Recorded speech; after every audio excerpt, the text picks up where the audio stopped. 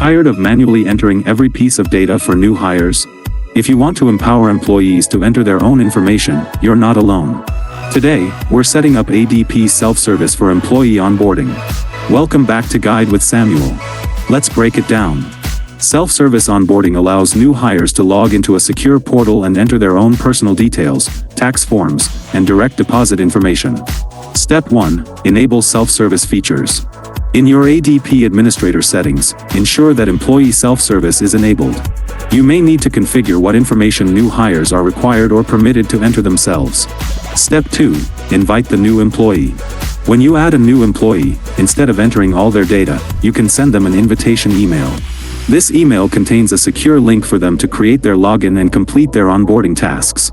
And that leads to my crucial pro tip: review all employee-entered data before payroll. Even with self-service, the employer remains responsible for accuracy. Always review the W-4, I-9, and direct deposit information submitted by the employee before their first payroll is processed to catch any errors. So, just like that, you can streamline onboarding while maintaining control. Leveraging self-service goes a long way in saving you time and reducing data entry errors. Now I'm curious, do your employees prefer to enter their own information, or do they still rely on you to do it? Let me know your thoughts down in the comments, and subscribe for more clear-cut guides like this one.